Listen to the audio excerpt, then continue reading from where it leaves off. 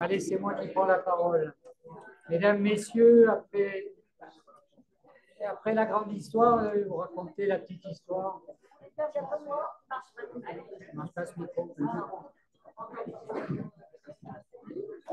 Voilà. Après la grande histoire, je viens vous raconter un peu la petite histoire des coulisses. À l'automne 2002, un simple coup de fil a transformé ma vie. Jean-Robert, pouvez-vous venir me voir? J'ai besoin d'un universitaire pour épauler mon équipe d'éthique médicale. Oui, monsieur le ministre. Oui, à quoi? Pourquoi pas? Pourquoi moi? Interniste hospitalo-universitaire, j'étais en fait très absorbé par ma triple tâche, médecin, chercheur, enseignant.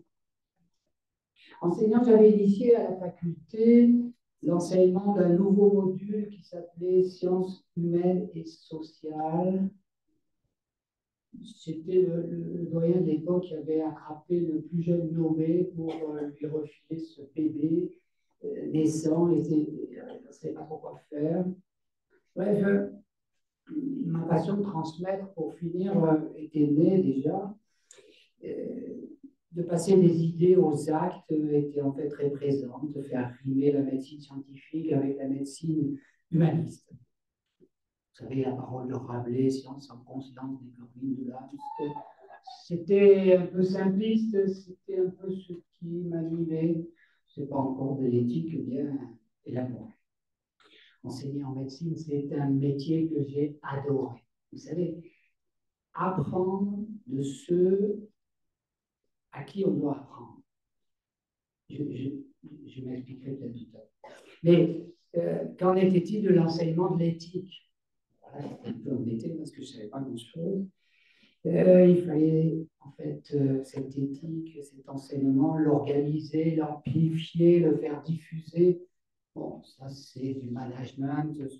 À la rigueur, je me sentais un petit peu. Mais je suis arrivé dans cette équipe naissante, enfin, dont on vous a dressé un peu le panorama tout à l'heure, mais je n'ai pas, heureusement pas à y revenir. Mais il a fallu effectivement que non pas je m'impose, mais que j'arrive à faire ma place là-dedans, puisqu'on décidait que j'étais un peu le directeur de cette histoire. Alors, l'espace éthique méditerranéen, vous l'avez vu, a pris son envol, voilà, 20 ans. Il est né à cette époque-là. Je n'en suis absolument pas l'architecte. En fait, l'architecte, je passerai la parole dans quelques instants à celui-ci. J'étais un des contremaîtres, attentif à cerner, à aplanir les obstacles, les difficultés qui se présentaient, bien entendu. Il faut bien avouer que l'architecte nous a donné quelques petits coups de pouce, hein, et ils étaient bienvenus à certains moments parce que, bon, on ne peut pas rappeler toutes les petites aventures. Pierre Lecause, artisan avec moi depuis le début de cette belle aventure, se souvient certainement de rencontres que je qualifierais de houleuses avec certains juristes, ex-soi, avec lesquels nous tentions de monter une équipe d'accueil universitaire, tu t'en souviens, nécessaire pour engager l'enseignement et la recherche dans l'espace éthique vers une labellisation reconnue. Je ne reviens pas sur ce que tu as pu dire là-dessus, on a dit. Puis un peu plus tard, c'est le président d'AMU, le président Berland, qui nous a dit voilà, mais il faut gagner en surface, et puis vous allez faire une IMR, ADES. Ça s'est bien passé, hein, c'était plutôt mieux là. Et donc, à l'heure actuelle, cette UMR ADES, elle perdure, sous la houlette de qui? Et de Pierre, hein, tout simplement. Pierre Lecause. Les travaux de l'installation de l'espace éthique avaient été débutés là aussi. Il avait visité les cuisines, il avait dit oh, ça va être bien pour faire un espace éthique. Et puis après, monsieur le ministre, il a fui. Et donc, c'est Perrine qui était à la truelle. C'est Perrine qui a tout fait là-dedans. Les travaux de l'installation de ce lieu magique dont vous avez souligné le plaisir d'y être, au sous-sol. Moi, j'ai souvent dit, sais pas ce que je préfère Red Jardin. Je sais pas vous, ça dépend pour combien. Mais je l'appelle comme ça. N'ont pas été simples. Hein. Perrine, infatigable, travailleuse, généticienne, maître de l'organisation de cet espace, a suivi organiser cette maison telle que vous la voyez aujourd'hui, et entretenue aussi, voulue par le professeur Mattei. Il a fallu toute son énergie pour surveiller ses travaux, taper aux portes de l'assistance publique, les maîtres d'œuvre, les informaticiens, les chauffagistes. Je ne sais pas où ils sont passés aujourd'hui. Puis la révision des lois bioéthiques ont acté la création des espaces de réflexion éthique en 2004, espaces de réflexion éthique régionaux et interrégionaux. Et ainsi est né les RERI PACA Corse. Nous devenions, il n'y avait plus qu'à mettre ça en musique. Et, il a fallu sortir les instruments, parce qu'effectivement, rien n'était tout à fait simple. Parce qu'effectivement, on a beaucoup de discussions et Perrine, je lui ai fait un petit clin d'œil, elle se souvient certainement avec amusement de nos premières rencontres avec nos partenaires niçois de l'époque. Parce que c'était pas simple, c'était rugueux et il fallait qu'on ait effectivement beaucoup de patience, je crois, et elle en a montré beaucoup et moi un peu moins. Mais enfin bon, on y est arrivé. Puis avec nos amis corses, ça a marché tout de suite. Ça a été très bien. Non, on était beaucoup mieux reçus que... Voilà, vous voulez en fait déjà d'entendre tout ce qu'on a fait, tout ce qu'on a bien fait, moins bien fait, et pour mieux faire ensuite, vous avez compris. La période de pandémie Covid a été très rude pour tous, hein. Les soignants, les administratifs, les patients surtout, bien sûr. Nous y avons participé, tentant toujours de faire passer la petite musique de l'éthique des soins, la voix de la raison auprès de tous dans cette grande maison et dans ces grandes maisons qu'est la PHM, le CHU de Nice, les établissements de soins également. Au long de ces 20 années, moi, j'ai appris de tous le langage et les concepts de l'éthique. Je ne connaissais rien au début. Et puis, j'en ai connu un petit peu plus ensuite. Et ça m'a donné la possibilité, effectivement, de comprendre et d'agir, et en particulier en termes d'enseignement. Enseignement souvent clinique, puisque je suis un clinicien, enseignement pratique, puisque une partie de l'enseignement ne se fait pas dans les amphithéâtres, mais se fait au chevet des patients. Et on a pu, je veux dire, mettre en pratique une éthique de soins. Voilà, vous l'avez été, ces 20 ans ont été une équipe formidable qui s'est constituée petit à petit. On s'est retrouvé pour finir avec un bébé qui a grandi, qui était devenu enfant, adolescent. Le voilà à 20 ans adulte maintenant. Je dirais, il y a plein de choses à faire et manifestement, c'est extrêmement stimulant. Merci, monsieur. Effectivement. Concernant les sujets nouveaux, on a déjà donné un tas de sujets, puisqu'effectivement, Perrine nous a égréné les différentes commissions. L'édition du génome, c'est un truc qui va nous poursuivre ces prochaines années de façon extrêmement importante. L'intelligence artificielle, qui nous fait trembler, mais qui nous donne envie d'effectivement d'y comprendre quelque chose avant de pouvoir en juger. Ça va devenir extrêmement présent. L'écologie, le développement durable, c'est loin de nous, non, c'est pas loin de nous, c'est aujourd'hui, maintenant, et dans nos établissements, et dans nos relations de soins. Et manifestement, je ne doute pas que ces thèmes vont être des thèmes sur lesquels l'éthique sera convoquée et même bousculée, comme ça va fréquemment. Et cette fois, 20 ans plus tard, c'est moi qui ai téléphoné. Allô, monsieur Mattei? Est-ce que vous accepteriez de me faire l'immense plaisir de participer, de faire une conférence lors de mon congrès national de médecine interne que nous avions organisé il y a pile un an? Et il m'a répondu oui. Et voilà, le téléphone sert à ça, hein, à appeler l'un, appeler l'autre. Il nous avait fait une magnifique conférence transhumanisme ou augmenté qui a recueilli un immense succès dans notre congrès l'année dernière. Voilà, je lui cède la parole pour l'entendre nous parler de l'aventure éthique mise en perspective. Et je vous remercie toutes et tous de votre attention.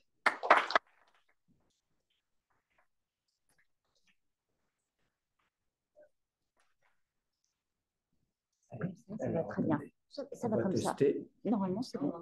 Est-ce que vous m'entendez là? Oui, tout à fait. Bon. Bon, c'est pas très facile de prendre la parole après tout ce que j'ai entendu tout à l'heure. Alors, c'est facile de remercier, bien entendu, de dire sa gratitude à tous ceux qui se sont exprimés, ce qu'ils ont dit. C'est plus difficile de maîtriser ses émotions et heureusement, il y a pour les apaiser ce sentiment de sérénité qui apparaît en fin d'après-midi, car l'espace éthique a vécu et il vivra. Et ça, pour moi, c'est une source de sérénité. Je voudrais vous raconter cette aventure éthique, pas seulement celle de l'espace éthique, mais il y est évidemment mêlé. Dans l'après-guerre, les années dites les Trente Glorieuses ont dessiné un nouveau monde de croissance, de plein emploi, de bonheur retrouvé. Chacun était préoccupé d'être heureux. Aucune question particulière ne s'imposait devant pourtant de véritables révolutions biomédicales. Mais il est vrai que les médias d'alors, peu avisés de la portée de tels sujets, les abordaient rarement. Seule la question de l'interruption volontaire de grossesse alimentait un débat de société sur des principes qualifiés de moraux. En somme, l'éthique biomédicale était aux abonnés absents. Et l'éthique est pourtant très ancienne, comme l'attestent les ouvrages d'Aristote, 3e siècle avant Jésus-Christ, l'éthique à Nicomaque, l'éthique à Eudème, qui traite du bonheur avec la volonté constante de mettre la pensée à l'épreuve des vertus, de la grandeur, du courage et de l'amitié. Mais au cours des siècles, l'éthique s'est concentrée surtout sur la réflexion telle qu'on la trouve chez Spinoza au XVIIe siècle, avec l'ambition de proposer un chemin vers une vie bonne et heureuse. Et pourtant, une approche plus pratique de l'éthique apparaît du fait de la guerre de 39-45. Ainsi, Agnès Heller, philosophe hongroise, survivante de la Shoah, pense malgré tout à la possibilité d'une vie éthique. Elle en tient pour preuve l'existence, je la cite, de bonnes personnes qui choisissent le bien et conservent le souci d'autrui.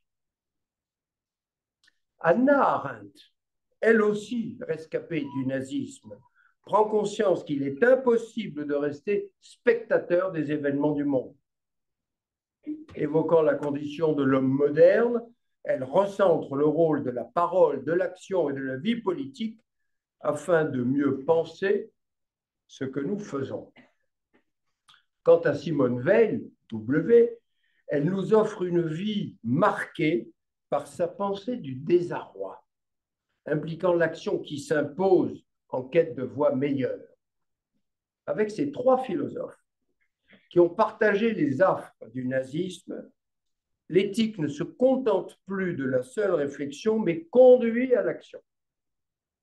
Et examinant plus tard la nature et la portée de la contribution pragmatique du philosophe Charles Sanders Peirce, Claudine Tiercelin, philosophe française du Collège de France, confirmera que, je cite, toute activité intellectuelle ou non implique d'emblée la mise en œuvre d'une pratique. Pourtant, la médecine continue d'ignorer l'éthique, jusqu'à très récemment.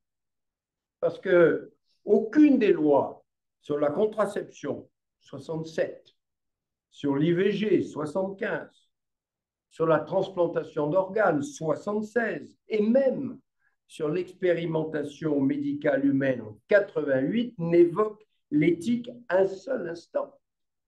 Alors que pourtant les sujets qu'elles abordent sont par nature éminemment éthiques. Sans doute, la société n'avait-elle pas perçu les conséquences parfois bouleversantes des nouvelles biotechnologies pour la vie en société, Sans doute la médecine ne connaissait-elle pas suffisamment l'éthique prônée par Lévinas au travers du visage de l'autre qui m'appelle par sa fragilité. L'aventure éthique commence lorsqu'un élément révélateur survient en 1982 avec la naissance d'Amandine, premier bébé éprouvette en France. Et immédiatement, de nombreuses questions concernant l'embryon ont surgi, telles que les modalités de sa conservation par la congélation, son sort éventuel lorsqu'il devient inutile, entre sa destruction, un don à des couples infertiles ou à la recherche scientifique. D'ailleurs, qu'est-ce qu'un embryon? La réponse est loin d'être unanime. Il est intéressant de remarquer qu'en Grande-Bretagne, 4 ans auparavant la naissance en 78 de Louise Brown, premier bébé conçu in vitro, n'avait suscité aucune interrogation particulière, ce qui laisse déjà augurer, mais ce sera une partie de mon exposé, des divergences dans l'approche des questions éthiques d'un pays à l'autre. C'est après cette naissance particulière que l'enjeu humain des questions posées par les nouvelles biotechnologies et la nécessité d'élaborer des règles juridiques appropriées se sont imposées. Dès lors, plusieurs étapes ont marqué l'évolution de la réflexion éthique juridique et la réflexion éthique l'a poussée pour déterminer enfin comment on allait utiliser les progrès scientifiques en médecine. D'abord, en 1983, le président de la République, interrogé sur la question qu'est-ce que l'embryon, et reconnaissant que là, il n'avait pas la réponse, a créé le Comité consultatif national d'éthique pour les sciences de la vie et de la santé, dont la mission consiste à donner des avis, proposer des recommandations sur les questions concernant l'usage des biotechnologies et de la biomédecine. Ce champ nouveau de réflexion devient la bioéthique ou l'éthique biomédicale. Il s'agit d'interroger les avancées scientifiques et médicales pour savoir si elles sont un progrès pour l'homme ou une instrumentalisation de l'humain, afin de ne pas laisser les consciences démunies face à la science. Il est composé, le comité d'éthique, de quelques 40 membres pluridisciplinaires, associant des expertises complémentaires dans les domaines des sciences humaines, sociales, politiques, religieuses et bien sûr scientifiques. Le CCNE agit en toute indépendance et depuis sa création 40 ans, il a publié 150 textes, dont un tiers d'autosaisine sur des sujets très divers. Puis, en 1988, dans un rapport exhaustif intitulé « De l'éthique au droit », le Conseil d'État concluait à la nécessité d'un droit positif en la matière, comprenez, il faut légiférer. Ce qui ne manqua pas de susciter des débats extrêmement difficiles. Le Conseil d'État, qui est la juridiction administrative, comme les scientifiques, les médecins, les patients, souhaitaient une réglementation. Mais nombre de juristes universitaires s'y opposaient, ne voyant pas vraiment la nécessité de créer un nouveau droit dans le champ de la santé. Quant aux politiques, ils demeuraient hésitants devant la nature mal cernée des enjeux et, il faut bien le dire, leur connaissance très insuffisante de ces questions. Pour toutes ces raisons, le Premier ministre de l'époque décidait de confier un rapport à Madame Noël Lenoir, qui, au terme de sa réflexion et après avoir entendu quantité d'experts, confirmait la nécessité d'un processus législatif. On est en 1991. Dès lors, une mission parlementaire est créée, à laquelle je participais, et après avoir de nouveau sollicité les avis nécessaires, proposait un texte de loi qui fut adopté en première lecture à l'Assemblée nationale en 1992. Mais néanmoins, cette version inaugurale, qui avait le mérite de poser les premières bases, ne répondait pas à toutes les questions et laissait même de côté certains domaines pourtant cruciaux comme la génétique. Le débat mettait en lumière aussi des opinions souvent très opposées, s'agissant des valeurs essentielles dans leur rapport au vivant et donc à son corps. À titre personnel, engagé en pédiatrie, en génétique médicale, mes convictions intimes se trouvaient de plus en plus bousculées devant des dilemmes quotidiens. La procréation médicalement assistée avec des dons anonymes de spermes ou d'ovules n'allait pas de soi. Je me souviens d'une jeune femme venue me demander une insémination artificielle et je lui disais, mais enfin, madame, vous avez des moyens beaucoup plus naturels d'avoir un enfant. Et elle m'avait regardé presque insolente en me disant, je vous remercie, docteur, j'y avais pensé. Mais vous, les donneurs de sperme, vous faites un bilan génétique. Et donc, j'aurais beaucoup moins de risques d'avoir un enfant mal formé en procédant de la sorte. De même, j'étais parfaitement troublé par le diagnostic prénatal et l'interruption médicale de grossesse après la révélation d'une trisomie 21 chez l'enfant à naître ou de toute autre malformation posant la question impossible des seuils de gravité légitimant d'interrompre ou poursuivre la grossesse. Absence d'un bras, d'un avant-bras, d'une main, de 3 doigts, quand fallait-il ou ne fallait-il pas interrompre, surtout quand l'interruption était demandée? Les questions se bousculaient autour des notions de normal et de pathologique. Mais la lecture de Canguilhem, qui est pourtant référence en la matière, n'apportait pas réellement de solution satisfaisante. Alors j'entamais une réflexion personnelle, aidé en cela par les médecins généticiens qui avaient créé le club de conseil génétique, mais surtout, je décidai d'accompagner cette démarche par la création d'une formation en éthique médicale, dont Pierre et Perrine ont parlé, ouverte aux étudiants en médecine, au personnel soignant, aussi bien qu'à des enseignants de lycées et collèges, des philosophes, des scientifiques, des juristes. Des personnalités éminentes sont parfois venues de loin pour y participer très volontiers. Je dois dire que l'amphithéâtre de l'hôpital d'enfants afficha régulièrement complet pendant les semaines consacrées à l'éthique. Le besoin était réel et les discussions très animées consacrées à l'éthique. C'est par cet enseignement que j'ai rencontré Pierre Lecause, jeune professeur agrégé de philosophie qui enseignait au lycée de La Ciotat. L'éthique biomédicale, apparemment, le passionnait. Il a passé l'année, il a passé son mémoire, il a donc eu le diplôme. Et l'année d'après, j'ai eu la surprise de le trouver assis de nouveau dans l'assistance. J'ai dit, mais qu'est-ce que vous faites là? Il m'a dit, ça m'intéresse.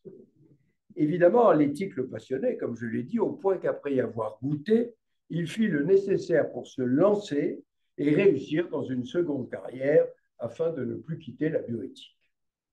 Une équipe se forma peu à peu, avec notamment Jean-Robert Harlet, qui s'engagea à mes côtés, il vient d'en témoigner, et me succéda. Perrine Malzac, qui apporta son humanité et sa double compétence de biologiste et généticienne, ainsi d'ailleurs que d'autres collaborateurs que je ne peux tous citer, mais que je voudrais remercier profondément d'avoir été là, passionnés, mobilisés dès le début de l'entreprise. Devant cet engouement, j'ai dû créer un premier centre d'éthique médicale qui s'installa dans 2 pièces en haut de ce bâtiment, dans le département de génétique. C'était au début des années 90. Et devant l'accroissement des étudiants, des besoins, des sollicitations, j'ai rencontré quelques années plus tard le directeur de l'hôpital et je lui ai dit, il faut me trouver quelque chose. Et c'est ainsi qu'il est revenu me voir 2-3 mois après en me disant, écoutez, je suis vraiment désolé, j'ai cherché partout. Je ne vois qu'au sous-sol une vieille cuisine. C'est vraiment tout ce que je peux vous proposer. Je suis venu voir la vieille cuisine et j'ai été séduit par 2 choses.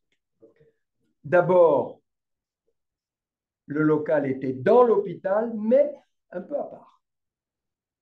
Et en outre, les lieux de culte qui étaient là faisaient un ensemble de réflexions qui me semblait finalement assez homogène. Et j'ai dit, je prends. Il a fallu trouver les crédits, faire les plans sur lesquels je me suis personnellement beaucoup investi.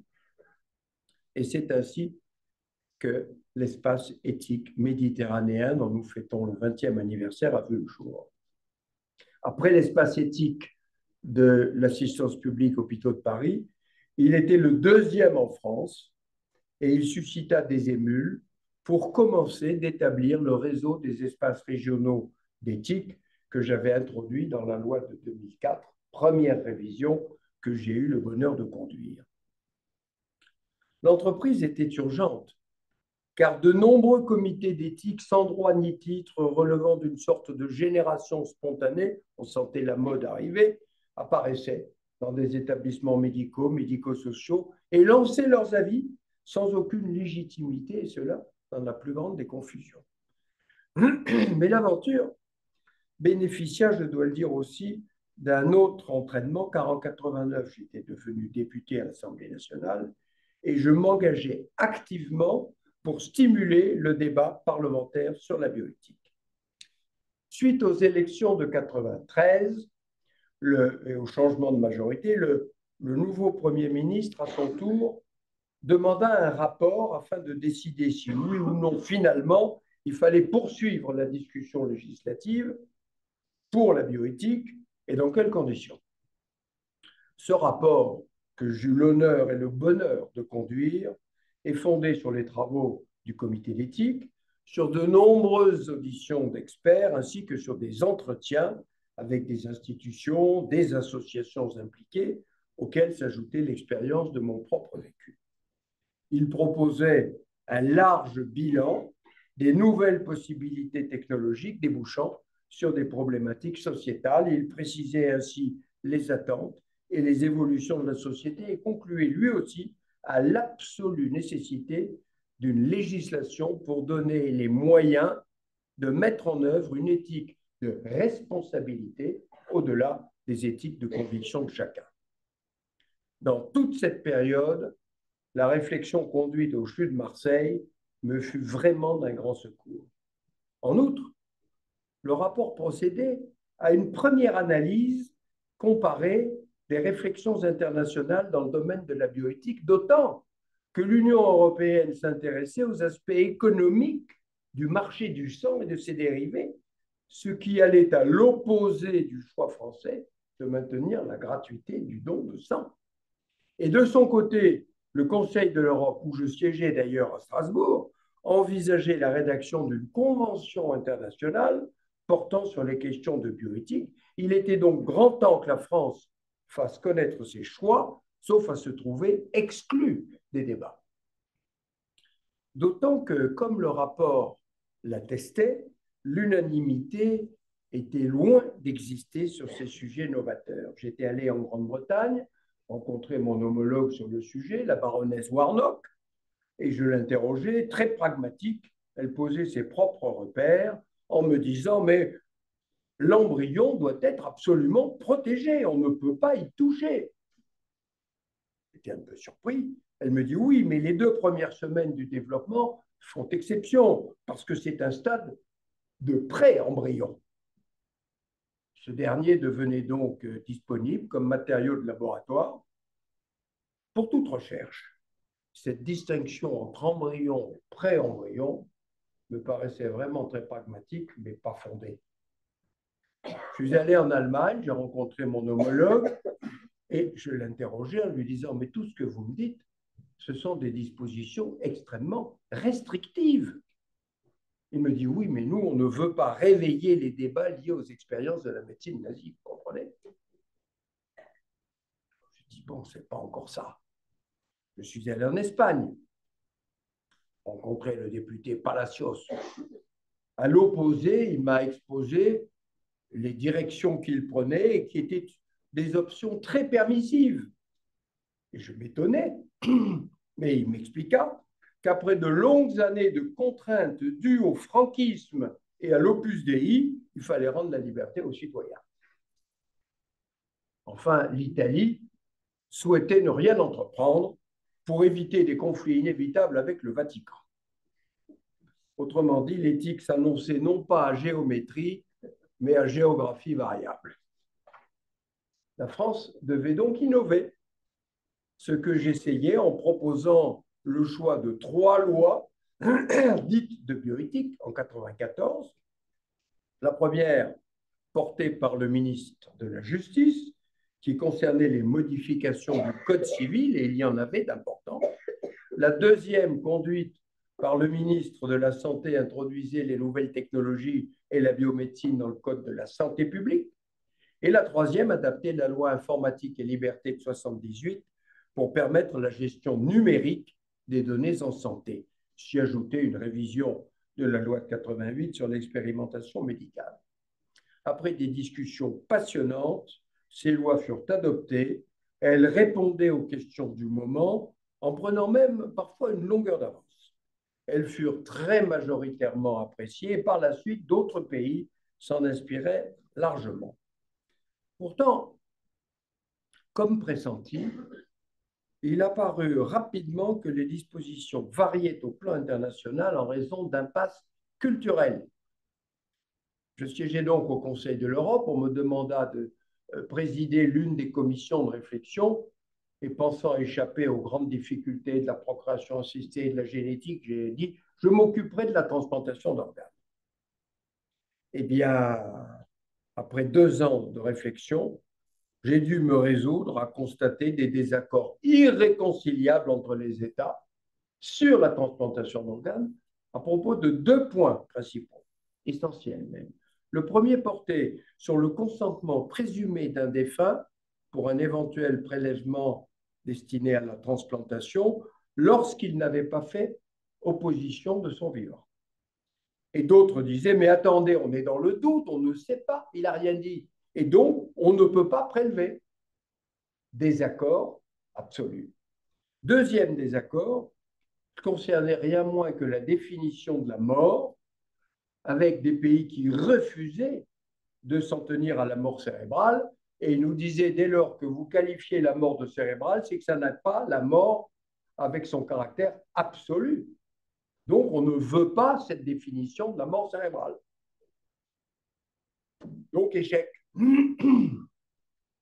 D'autre part, la convention proposée par le Conseil de l'Europe à Oviedo, en Espagne, en 1997, qui s'intitulait Convention pour la protection des droits de l'homme et de la dignité de l'être humain à l'égard des applications de la biologie et de la médecine, ne fut signée que par 35 pays sur les 47 membres du Conseil de l'Europe et ne fut ratifiée que par 29, parfois des années après. Ce fut d'ailleurs le cas de la France, qui ne ratifia qu'en 2011, soit 14 ans après, car nous n'avions pas encore, ce n'est pas le seul sujet, mais c'était le principal, nous n'avions pas encore de véritable législation intéressant la fin de la vie, à part la loi de 2005. Et donc, on voyait bien qu'il n'y avait pas d'enthousiasme, pas de consensus, pas, et loin de là, d'unanimité. De son côté, l'ONU, saisie en 2001 par la France et l'Allemagne, ne parviendra jamais à instaurer une convention internationale juridiquement contraignante pour interdire le clonage reproductif d'êtres humains, et cela à la suite de la naissance de la brebis Dolly, qui était née par clonage reproductif en 1996. Alors la discussion a buté sur 3 choses essentiellement. D'abord sur la différence entre clonage reproductif et clonage thérapeutique. Il a été difficile d'aller au bout de la discussion. Deuxièmement, sur la question du statut moral de l'embryon, et ainsi que sur la signification des termes reproduction et procréation, qui sont 2 termes qui, de fait, ne disent pas tout à fait la même chose, vous le comprenez. L'idée d'une convention fut donc abandonnée par l'ONU au profit d'une simple déclaration politique adoptée en 2005, mais qui n'a pas le poids politique, évidemment, d'une convention. Et d'autant plus qu'avec les progrès récents du génie génétique, tout à l'heure, Perrine a parlé des ciseaux génétiques. On se rend bien compte que ce texte aurait été insuffisant, qu'il fallait le revoir. Et les scientifiques experts de l'Institut d'études avancées de l'Université des Nations Unies pensent urgemment qu'il faut dépasser tout instrument moraliste né des divergences de stratégie entre les États. Ils insistent sur la nécessité d'agir par une nouvelle intervention onusienne, font des propositions précises, mais nous l'attendons toujours, 10 ans, 20 ans après. Seule exception, la Déclaration universelle sur le génome humain et les droits de l'homme qui fut adoptée par l'UNESCO en 1997. Et cette déclaration est importante, elle considère le génome humain comme patrimoine de l'humanité, il doit être protégé, transmis aux générations futures, tandis que les progrès scientifiques doivent être considérés à la lumière des droits humains. En 1998, l'Assemblée générale des Nations unies a fait sienne ce texte. Mais politiquement, un autre problème surgissait, la question d'éventuels brevets sur les gènes. Elle entraîna des débats difficiles. Je me souviens très bien, je m'étais rapproché d'un médecin, député allemand du Parti social-démocrate, Wolfgang Wodarg, et nous avions évoqué le sujet et avions décidé, on commençait à en parler, de lancer une première pétition sur Internet. Et nous avions été parfaitement stupéfaits du résultat. Je regardais les yeux écarquillés l'écran et je voyais les signatures dégringoler les unes après les autres pour interdire le brevet sur les gènes. Et après bien des discussions, il fut finalement décidé que les gènes ne pourraient donner lieu à des brevets sur un argument décisif. C'est qu'on brevette des inventions, mais jamais des découvertes. Or, les gènes procèdent de découvertes et ne sont pas inventés. En revanche, pourraient faire l'objet de brevets les techniques mises au point en utilisant ces gènes. Alors, une question arrive maintenant de façon obligée, elle s'impose. Faut-il regretter et s'étonner des nombreuses divergences entre États? Le regretter, bien sûr. Ce sont les différences entre pays qui sont la cause de ce qu'on appelle le tourisme éthique dans des domaines essentiels. C'est le cas pour la transplantation d'organes, puisque dans certains pays, les organes peuvent s'acheter sans difficulté, ce qui permet d'éviter les délais d'attente afin d'obtenir un organe salvateur disponible rapidement. De même, l'assistance médicale à la procréation et la gestation pour autrui, qui dans certains pays n'obéissent pas du tout aux mêmes contraintes que dans d'autres et entraîne ce qu'on appelle le tourisme procréatif. Et puis c'est encore le cas pour la prise en charge de la fin de vie, bien d'actualité, au regard des modalités parfois très opposées selon les États. Donc il faut le regretter, mais peut-on s'en étonner? Je ne crois pas, car les différences entre États ont toujours existé.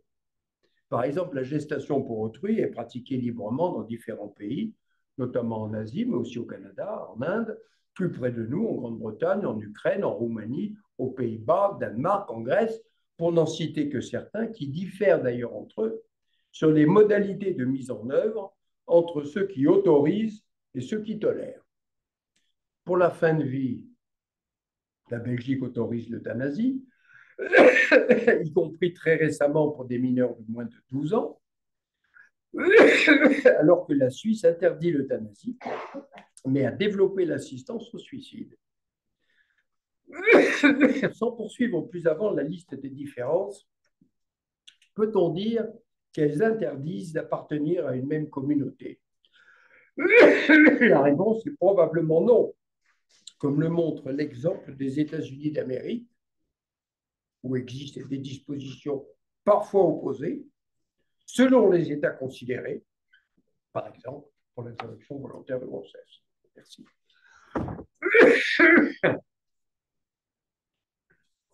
C'est la gorge qui me pique parce que je fais la cueillette des olives le dernier week-end en plein Mistral. En fait, les choix bioéthiques relèvent de la culture d'une société. Et c'est à ce point qu'il faut comprendre que l'éthique et la morale sont deux entités bien distinctes. La morale est constituée par un ensemble de principes intangibles, distinguant entre le bien et le mal pour guider nos vies. Par exemple, tu ne tueras point, tu n'abuseras pas d'une personne vulnérable, etc. Autrement dit, quand une question concerne la morale, la réponse s'impose d'elle-même tout de suite. À l'inverse, l'éthique est sollicitée lorsqu'une situation inédite soulève des questions qui ne relèvent pas de la morale. Il faut alors entrer dans une sorte de délibération, en quête d'un discernement pour permettre d'avancer et d'aller vers une réponse à une question nouvelle. Par exemple, comment répondre aux dons de gamètes, aux dons d'organes? Il s'agit cette fois de tenter de distinguer entre le bon et le mauvais, et plus entre le bien et le mal, comme le fait la morale. C'est bien cela, la démarche éthique. Pourtant, il serait faux, je suis sûr que Pierre m'approuvera, il serait faux de dire que la morale et l'éthique n'ont rien en commun. Car le champ de l'éthique dépend quand même étroitement des valeurs morales admises dans une société, révélant parfois des désaccords moraux entre différentes sociétés. Force est de constater que dans les faits, l'éthique s'inscrit différemment selon la culture de chaque État. Par exemple, la polygamie, l'excision, la peine de mort. Elle est alors mobilisée pour analyser le désaccord, observer l'évolution des rapports entre les uns et les autres, avec parfois un décalage immense dans les sociétés à propos de références symboliques telles que la famille, la religion, la liberté, l'égalité et bien d'autres. De telle sorte qu'on peut schématiquement distinguer plusieurs orientations éthiques variant de l'absolutisme autoritaire au relativisme plus accommodant. On comprend que des communautés porteuses de valeurs divergentes en viennent à s'affronter au sujet de pratiques comme l'avortement ou la gestation pour autrui. L'enjeu véritable est de déterminer si une pratique quelconque doit ou non être incluse dans l'espace moral, parfois au prix de polémiques. C'est ce que le philosophe Charles Sanders Peirce, que j'ai déjà cité, initiateur du pragmatisme que vous avez cité tout à l'heure, appelle la fixation des croyances, qui ouvre la voie à une action harmonieuse au prix parfois d'une transgression en conscience. À l'extrême, loin d'un compromis équilibré, mais ce n'est pas le lieu de développer, l'antagonisme peut aussi conduire à percevoir l'autre comme une menace au point de souhaiter l'effacer. En pratique, on peut distinguer plusieurs approches. L'éthique essentialiste, c'est par exemple le choix de la France, à la fois héritière du droit romain, des droits de l'homme. Elle met en avant le principe de dignité comme fondement de son modèle. Et c'est au nom de la dignité que l'État interdit à une personne de vendre ses organes, son sang, ses gamètes ou de se prostituer. Le corps étant indissociable de la personne, il est permis d'opposer la dignité à la liberté de chacun.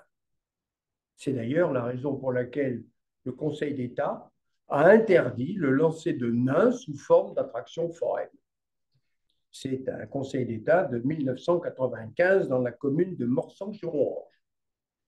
En outre, l'influence religieuse a parfois été présente, avant de s'estomper progressivement et plus récemment d'évoluer vers de nouvelles dispositions du Vatican qui souhaitent véritablement sortir de la morale de la ligne rouge.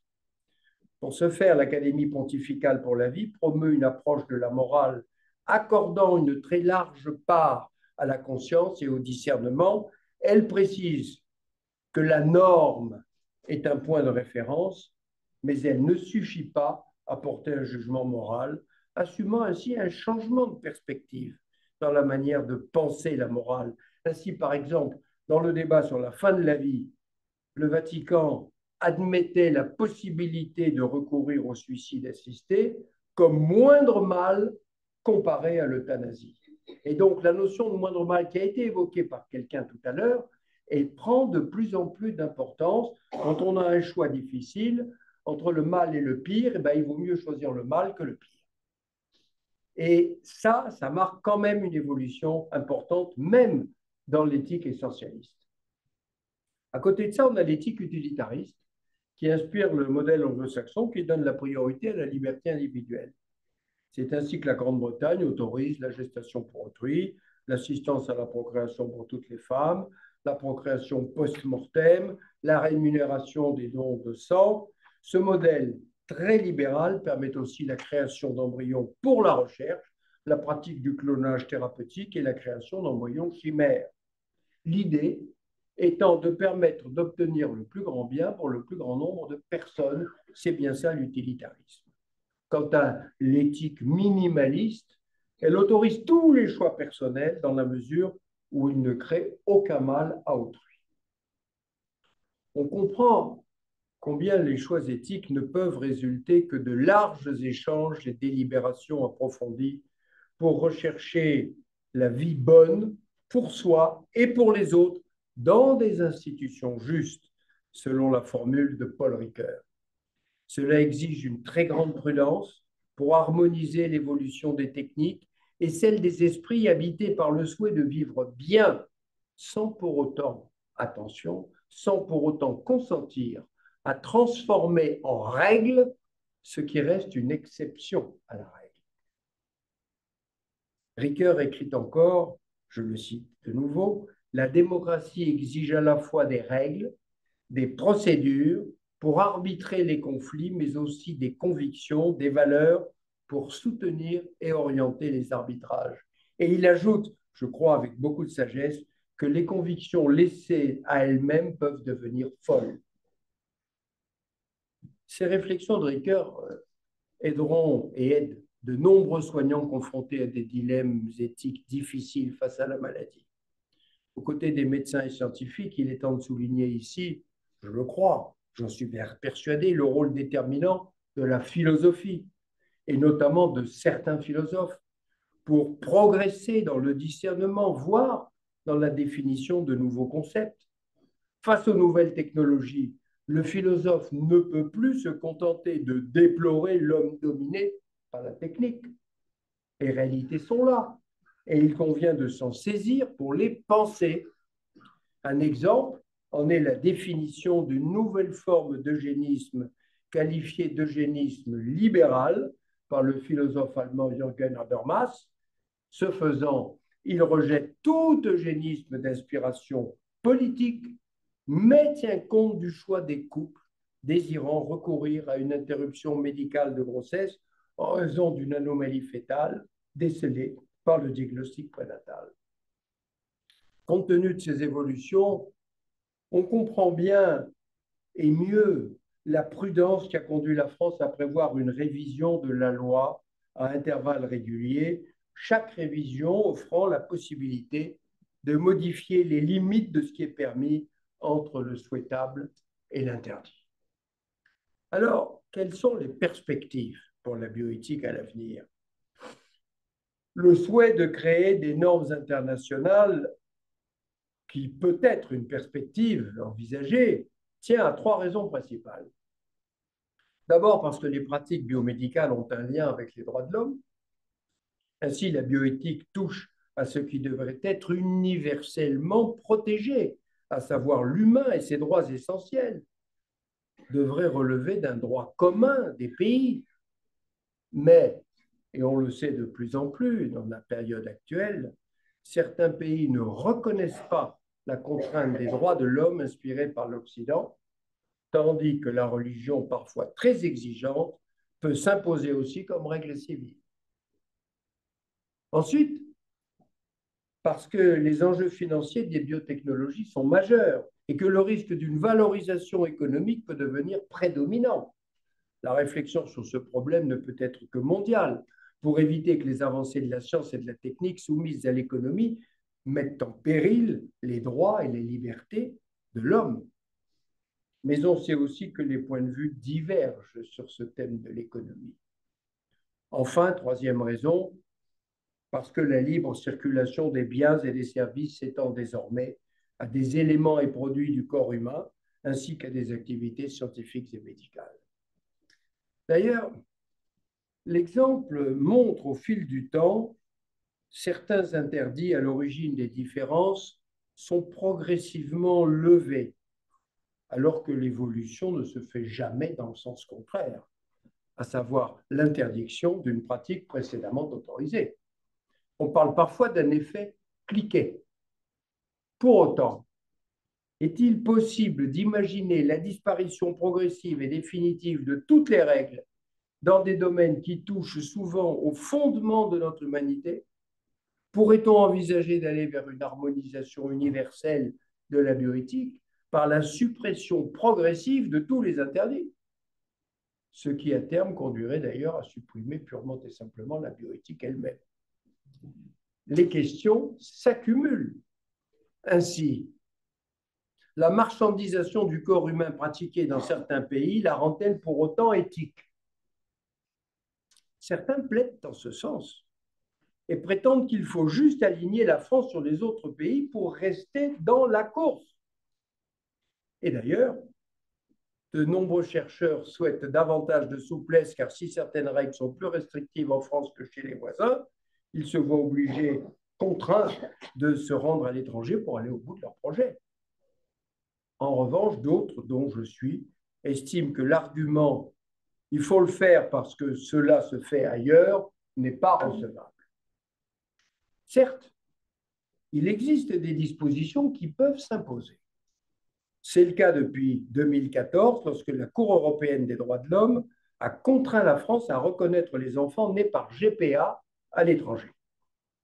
Dans les faits, la mondialisation peut ainsi conduire le législateur à se trouver dans l'obligation de reconnaître des situations qui s'imposent, quand bien même résulteraient-elles de pratiques interdites en France. D'ailleurs, de vous à moi, priver un enfant de son identité au motif que ses parents ont transgressé la loi de leur pays serait se tromper de coupable et paraît difficilement acceptable. Mais tout n'est pas aussi simple.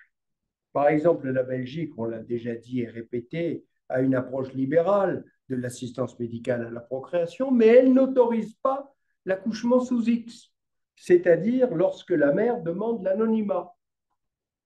Si bien que récemment encore, des femmes françaises allaient en Belgique pour une procréation médicalement assistée interdite en France, tandis que des femmes belges venaient en France où il est possible d'accoucher dans le secret. Sorte de chassé-croisé éthique. À l'évidence, en dépit de l'importance indiscutable des arguments pour l'internationalisation des comportements, trouver des consensus pour des sujets où les différences culturelles, religieuses, les disparités sociales, économiques, politiques sont importantes, relève de la gageure. Sans rester figé, plutôt que d'aller vers un redoutable plus petit commun dénominateur éthique, n'est-il pas préférable d'assumer nos différences? Par exemple, je suis persuadé que si la France voulait supprimer le principe de gratuité du don, véritable pléonasme, car un don, évidemment, ne peut être que gratuit, qu'il s'agisse de sang, de gamètes et d'organes, il y aurait une forte résistance de la société française. Car la très grande majorité des Français est réticente à ce que l'économie de marché réduise les corps à un réservoir de denrées disponibles à la vente. C'est pourquoi la prédominance du droit national s'imposera encore longtemps. D'autant que dans les faits, l'élaboration, l'application d'une législation mondiale se heurte aux limites de l'ordre juridique international, à l'inexistence d'un pouvoir législatif autonome par rapport aux États, et surtout aussi à la faiblesse des sanctions éventuelles. Ce sont toutes ces raisons qui rendent nécessaire une norme juridique qui reflète l'identité nationale dans son mode de vie et de pensée, et c'est bien ce que l'on observe dans le champ de la biomédecine. L'adoption des lois dites de bioéthique de 1994 a largement, dans son élaboration, tenu compte des décisions de justice qui avaient été prises avant toute législation pour un certain nombre de situations litigieuses liées pourtant à la bioéthique. Ainsi, la justice avait déjà interdit la recherche sur des personnes en état de mort cérébrale sans leur consentement exprimé de leur vivant. Et même la pratique des mères porteuses, ou encore le transfert d'embryons post-mortem dans le cadre de l'assistance médicale à la procréation. De son côté, le Conseil constitutionnel, saisi après le vote des 3 lois de 1994, non seulement les approuva dans leur entier, mais fit du respect de la dignité humaine invoqué dans ces lois un principe à valeur constitutionnelle qui domine désormais l'ensemble de la matière. En France, comme dans certains pays, le droit de la biomédecine relève donc d'un arsenal spécifique qui a la particularité d'être régulièrement révisable pour tenir compte de la rapidité des évolutions scientifiques et de la prudence indispensable au regard des choix sociétaux. Un droit national de la médecine existe donc, reste prédominant face au droit international, qui pour l'essentiel demeurera encore longtemps para-juridique. Je dis para-juridique parce qu'il y a des instances internationales, médicales et scientifiques qui, plus que les politiques, jouent un rôle prédominant, rejointes par les acteurs économiques et la société civile sous forme d'associations ou mouvements internationaux. J'ai participé à des travaux de l'Association médicale mondiale. L'Association médicale mondiale se fait une idée de l'évolution de la médecine et donc soulève des idées. Et ce sont ces idées qui ensuite sont discutées au niveau de chacun des pays en disant ça on prend, ça on ne peut pas prendre. Je crois que, d'autre part, et ça a été un peu tracé en avant-première, nous sommes aux avant-postes, en France notamment, et dans cet espace éthique, j'en suis persuadé, nous sommes aux avant-postes pour se saisir des sujets et réguler les pratiques alors que de récents progrès technologiques soulèvent de nouvelles questions. On pourrait penser que la bioéthique, c'est réglé. Eh bien, pas du tout. Tout à l'heure, on a évoqué l'intelligence artificielle. Elle inquiète, elle préoccupe, elle s'installe au centre des réflexions actuelles entre craintes et espoirs. Dans les faits, elle est une mémoire quasiment infinie, associée à une capacité de calcul monstrueuse. Elle s'impose comme une aide indispensable pour les médecins. On a beaucoup dit, est-ce que l'intelligence artificielle va remplacer les médecins? Est-ce que c'est compatible? Oui, les médecins ne peuvent pas tout savoir des dizaines de milliers de publications scientifiques annuelles. Pas plus que de la symptomatologie clinique des quelques 7000 maladies rares dont ils verront peut-être 1 ou 2 cas de quelques-unes dans tout leur exercice. Et donc, c'est l'intelligence artificielle qui va répondre à ces questions-là. Mais au-delà, l'intelligence artificielle, malgré tous ces progrès, notamment dans l'apprentissage profond, on parle volontiers du deep learning, apprentissage profond, cette intelligence, malgré tous ces progrès, n'a ni intuition, ni imagination, pas plus qu'un esprit créatif. C'est bien un outil programmé, devenu indispensable au médecin, mais qui restera le médecin dans son rôle de médiateur entre la technique et son patient. Le médecin gagnera même peut-être un peu de temps en allant plus vite dans la démarche diagnostique. Et ce temps, il pourra l'utiliser parce qu'il est le seul, le médecin, face à son patient. Il est le seul à pouvoir deviner sa personnalité, combative ou résignée, son environnement social, professionnel, familial. Et d'ailleurs, ce patient, quand il vient en consultation, il ne vient pas pour rencontrer une machine, mais pour rencontrer une personne attentive, intuitive, qui saura le comprendre dans sa singularité, dans ses particularités. Voilà un nouveau champ de réflexion éthique passionnant. On pourrait encore évoquer le numérique, ces plateformes, quand il faut encadrer l'utilisation des données. Quant au transhumanisme, il est désormais à portée de main avec les récentes possibilités du génie génétique, les ciseaux génétiques notamment, et prépare le post-humanisme. Post-humanisme avec sa quête d'immortalité comme but ultime. C'est dire que la bioéthique a encore de belles années de réflexion devant elle. Alors, en conclusion, on le constate, atteindre l'universel demeure une difficile épreuve pour la bioéthique. Néanmoins, des avancées permettent de ne pas renoncer. Par exemple, l'Union européenne vient de finaliser un encadrement précis des plateformes numériques et l'utilisation de leurs données. On va voir comment ça marche, si ça marche, mais en tout cas, voilà un outil qui a été décidé par l'Union européenne pour gérer les plateformes numériques. Et de même, 2 ans et demi après l'avoir mis en route, toujours surveillé de près par les lobbies de la technique, mais aussi par les associations de la défense des libertés et des droits humains, l'Union européenne achève de négocier âprement le règlement très attendu sur l'intelligence artificielle dont nous verrons d'ici la fin de l'année ce qu'il propose. Si son adoption est définitive et convient, elle marquera singulièrement la fin de l'année 2023. Pour autant, si l'Europe y parvient en souhaitant que ce projet aboutisse, on ne peut pas espérer son extension internationale au-delà de l'Europe, qui, comme souvent, cherche à se frayer une troisième voie, par exemple entre la Chine et les États-Unis, c'est-à-dire entre l'autoritarisme et l'ultralibéralisme. Au fond, la question est bien celle-ci, que voulons-nous faire de nous? Et en la circonstance, nos consciences sont notre seul recours. Et leur formation devrait plus que jamais devenir un souci prioritaire. Ce sont elles qui vont nous permettre de construire notre futur en préservant la dignité humaine. Et c'est parce que le questionnement éthique nécessitait un lieu spécifique pour faciliter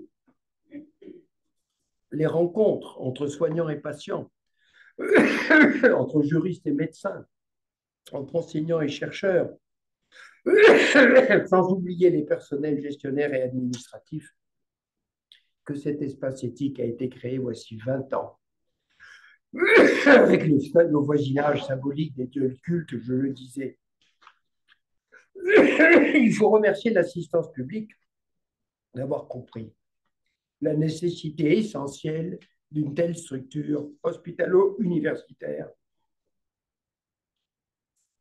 et de nous avoir régulièrement accompagnés. La synthèse,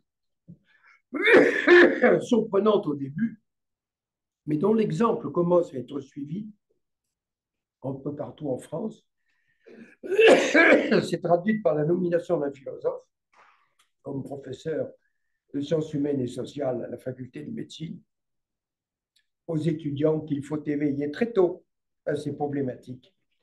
Tout n'est évidemment pas facile du fait des difficultés de l'hôpital, avec la pénurie de soignants qui doivent compter leur temps et n'ont pas toujours la disponibilité nécessaire.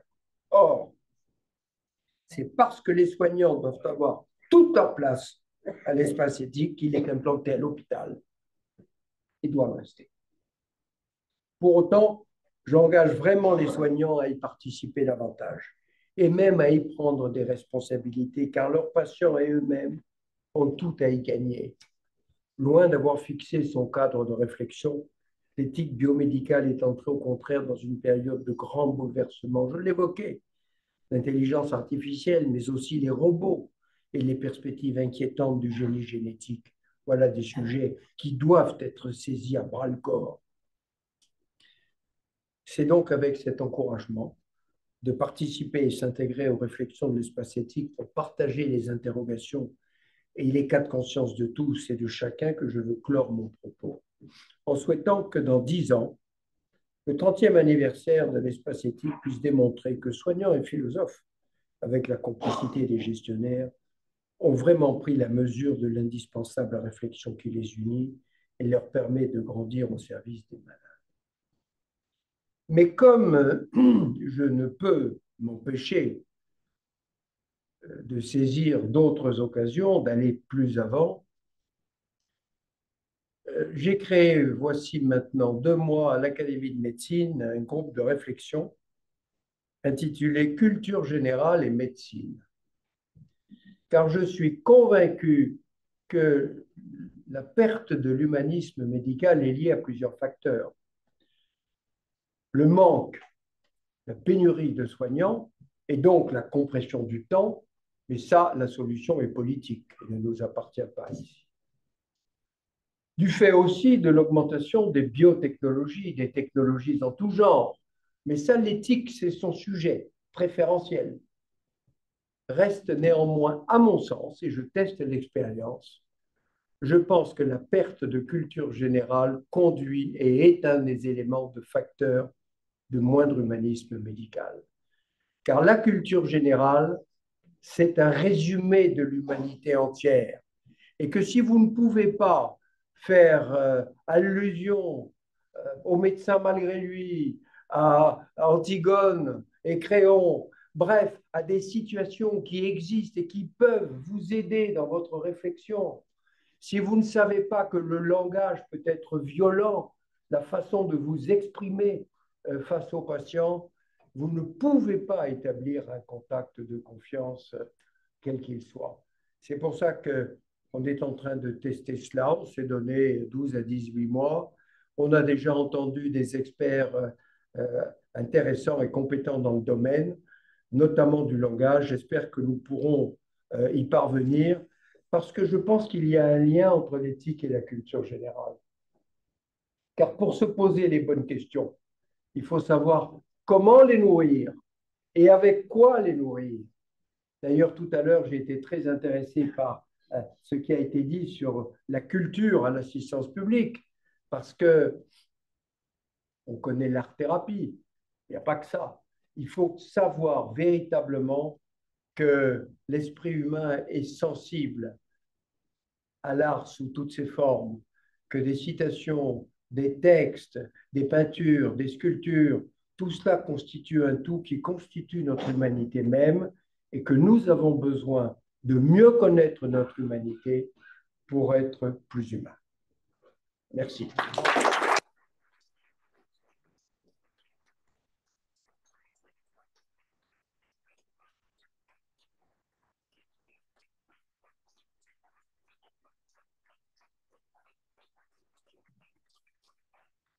Merci à vous, M. Mattei, pour cette très belle conférence. Je me suis demandé en vous écoutant si vous n'étiez pas la réincarnation du sage Démocrite. Pourquoi? Parce qu'il y a 2600 ans, ce sage grec avait reçu la visite de voyageurs qui étaient des pèlerins qui voulaient rencontrer Démocrite.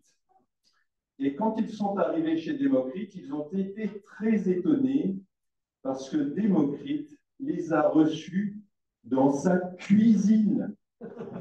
Comment un sage d'une telle envergure pouvait-il recevoir des disciples dans une simple cuisine? Et donc, Démocrite a répondu, vous savez, les dieux aussi sont dans les cuisines. Merci à vous et à tout de suite pour le verre de l'amitié.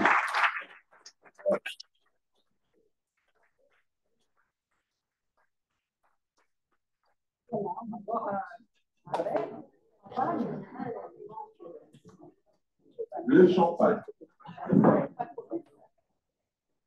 Bien sûr, mais évidemment. Et ça, c'est autre chose. Alors, merci pour les personnes à distance. Et puis, désolé, on ne pourra pas être avec nous pour le faire. À bientôt.